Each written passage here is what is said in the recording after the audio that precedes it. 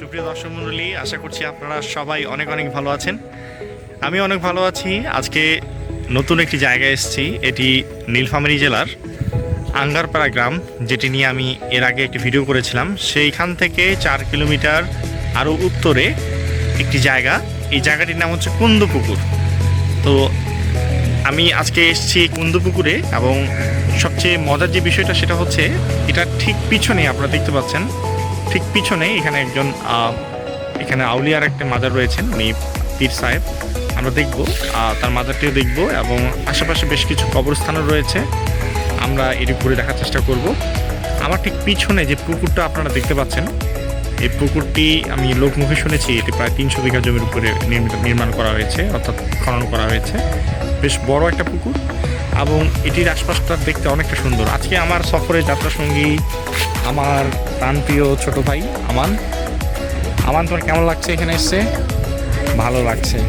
আমানকে আসলে এখানে ঘুরতে নিয়ে আসছি। আমান বলছিল যে ভাই আমাকে নীলসাগর নিয়ে যাও, তো ওকে আমি নীলসাগরের মতোই প্রায় একটি বড় একটি পুকুর, আর নীলসাগরও ঠিক আসলে সাগর নয়, আমরা চেষ্টা করবো নীলসাগরকে নিয়ে আরেকটি ভিডিও করার।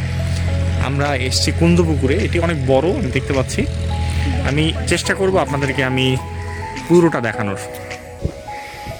আপনারা কুন্দপুকুরে আসার সময় ঠিক পুকুরের পাড়েই আপনারা দেখতে পাবেন বেশ কিছু কবরস্থান রয়েছেন, বেশ কিছু কবর রয়েছে বাদাই করা। আর ঠিক এর আশেপাশে অনেক পুরনো গাছ, বোঝা যাচ্ছে এটি অনেক আগে নির্মিত এই পুকুরটি। এবং আপনারা দেখতে পাচ্ছেন আমার সামনে কুন্দপুকুরটি বেশ বড় জায়গা নিয়ে এটি করা হয়েছে, অনেক বড় জায়গা দেখতে পাচ্ছেন। দুটি ঘাট আছে, আসলে দুই পাশে দুটি ঘাট রয়েছে, এবং অনেক বিস্তৃত জায়গা। পুকুরটি অনেকটা 4 কোনা পুকুর। আশপাশটা দেখতে পাচ্ছেন, আশা করছি আপনাদের ভালো লাগবে। এবং বেশ কিছু দোকানপাট করা হয়েছে আশপাশে। এটা পুকুরের পশ্চিম প্রান্ত। আমরা এবার চলে যাবো পুকুরের পাশে একটি মাজার রয়েছে, সেই মাজারটি দেখতে। এখানে বেশ পুরাতন গাছ দেখে বোঝা যাচ্ছে এটি অনেক আগে নির্মিত। আমরা চলে যাব মাজারটি দেখতে।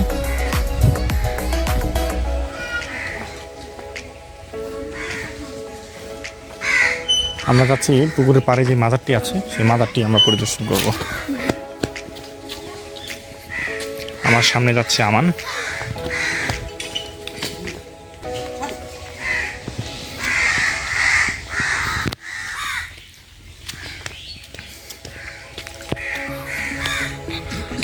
এখানে নাম লেখা আছে শাহিন শাহ আউলিয়া পীর কামেল হজরত পীর মহিউদ্দিন চিশতির মাজার।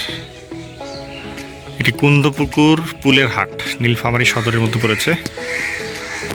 আমরা দেখতে পাচ্ছি ভিতরে যে মাজারটি।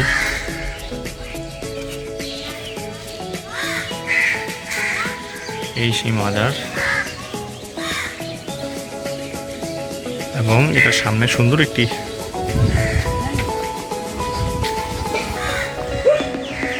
এই সেই পুকুরটা, একদম পুকুরের বাম পাশেই মাদার শরীফ। একটি গম্বুজও রয়েছে মাদারটির ভিতরে। আসসালামু আলাইকুম। আমি ঘুরতে ঘুরতে এখানে এই মাজারে যিনি খাদেম, আমি তাকে খুঁজে পেয়েছি। আমরা চেষ্টা করব তার কাছে মাজার সম্পর্কে গল্প শোনার, এবং এই পুকুরটির ইতিহাস সম্পর্কে জানার চেষ্টা করব। তো আমরা চলুন, আমরা তার কাছে চলে যাই, এবং এটার ইতিহাস সম্পর্কে তার মুখেই শুনি। আসসালামু আলাইকুম। ওয়ালাইকুম আপনি আমাদেরকে বলবেন যে এটার ইতিহাস সম্পর্কে, এই পুকুরটার ইতিহাস সম্পর্কে। উনি কে ছিলেন আসলে, আমরা পুরো ইতিহাসটা জানতে চাই আপনার কাছে। এটা মূল বিষয়টা সংক্ষেপে, এটা ইতিহাস বলতে গেলে বহু সময় লাগবে। হ্যাঁ, সংক্ষেপে মূল বিষয়বস্তু হচ্ছে এই ইউনিয়নটার নাম হচ্ছে কুন্দপুকুর। এখানে ছিল কুন্দ রাজা, হিন্দু এলাকা।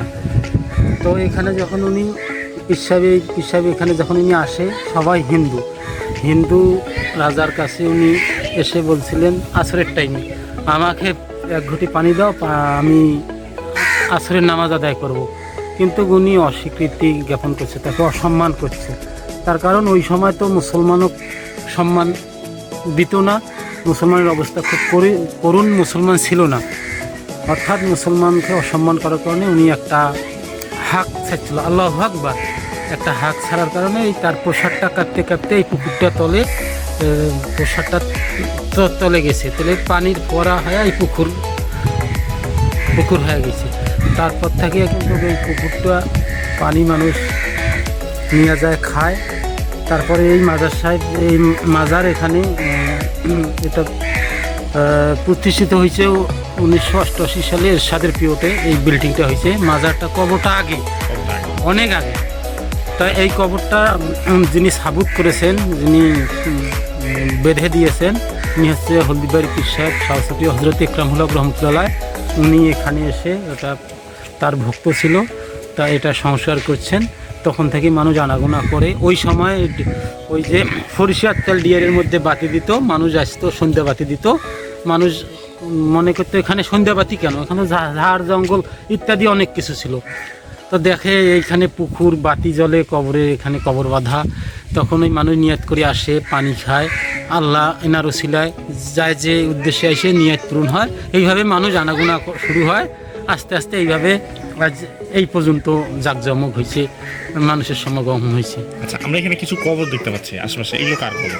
এই কবরগুলো হচ্ছে এই এলাকার লোক এই পাহাড়িতে দেয়। আচ্ছা, হ্যাঁ, আর এখানে মুসলিমরা যারা আশেপাশে হ্যাঁ হ্যাঁ হ্যাঁ হ্যাঁ, জি জি জি। আর ওই যে হারোয়া, ওই পাশে হারোয়া গ্রাম, হারোয়ার লোক ওই পূর্ব পাশে, ওরা ওই দিকে দেয়। আর এইদিকে কুন্দিপুকুর এই পরিষদের পাশে যে পাড়াটার লোক ওইখানে দেয়। আর আমাদের এই পশ্চিম পাশের লোক এই পাহাড়ে আমরা দিই। আপনারা বেশিরভাগ মুসলিমরা এখানে কবর? হ্যাঁ হ্যাঁ, মুসলিম, হিন্দু কম, এখানে হিন্দু নাই, হিন্দু বসতি আছে। এই যে মানে পুকুরটার যে ইতিহাস, সেটা বলতে পারছেন যে এটাই হচ্ছে? হ্যাঁ, এটা হচ্ছে মূল ইতিহাস। মানে এটা এমনি কৃত্রিমভাবে খোঁড়া হয়নি আপনার? না, অনেকে মন্তব্য করে কি এটা কুণ্ডু রাজা খুঁজছে, না, অসম্ভব। ওই সময় তো মানুষ তো ছিল আদিম যুগের মতো। মানুষ কি করে এখন একটু খুঁজতে গেলে বোল্ডেজার দিয়ে মানুষ খুঁজতেছে। ওই সময় মানুষ কিভাবে এইরকম পুকুর খুঁজতে পারে? মানুষের অনেক মানুষ কিন্তু মানতে চায় না, আল্লাহর অলিদেরকে আল্লাহর কেরামত অস্বীকার করে। সাগরগুলোকে খুঁজছে, নদীগুলোকে খুঁজছে, আল্লাহর কুদরতে হয়েছে, আল্লাহর অলিদের কুদরতে এই পুকুরটা হয়েছে। এই জন্যে তার কাছে এখানে সমস্ত হিন্দুগুলো মুসলমান হয়েছে, তার হাতে বায়াত গ্রহণ করছে। তারে এখানে হিন্দু এলাকা ছিল, ইনি প্রথম এখানে দাওয়াত দিয়েছিল। ওই এনার এই কেরামতি দেখে এলাকার সকল হিন্দুগুলা তার মুসলমান হয়েছে তার হাতে। তারে প্রতিষ্ঠিত মাদ্রাসার মধ্যে। সাল জানা আছে আপনাদের কত সালে? না, ওটা সঠিক বলতে পারবো না, আন্দাজি বলা যাবে না। আমরা খুব আপনাকে অনেক অনেক ধন্যবাদ। আমি চেষ্টা করি, আমার বাসা হচ্ছে দিনাজপুরে, বীরগঞ্জ। আমি এসেছি এখানে এই যে বাবুর 40 করতে। হ্যাঁ হ্যাঁ, বুঝতে পারছি, সেপালমূলক। হ্যাঁ, তো ভাবলাম যে আসছি যখন, তো ঘুরে যাই। তো খুব চমৎকার একটা জায়গা, এবং আমার মনে হয় যে আপনারা যারা নীলফামারীতে আসেন, আপনারা এই জায়গাটি ঘুরে যেতে অবশ্যই পারেন। আশা করছি আপনাদের ভালো লাগবে। এবং আমি দেখতে পাচ্ছি পিছনে যে বিশালত্ব, এটা প্রায় 300 বিঘা না? আমি সঠিক বলা যাবে না, কিন্তু পানি স্তর 51 জন পাহাড়ি সহ আছে, কিন্তু আরো বেশি হবে, মানে জরিপে একটা আনুমানিক একটা আন্দাজ করা আছে। আচ্ছা, এটা কি সরকারি এখন? হ্যাঁ, সরকারি। এখন এটা সরকারি হিসেবে আছে পুকুরটি। এবং আপনারা দেখতে পাচ্ছেন পুকুরটি অনেক সুন্দর। আসলে আপনাদের যারা আসতে চান অবশ্যই আসবেন, এবং আশা করছি আপনাদের অনেক অনেক ভালো লাগবে।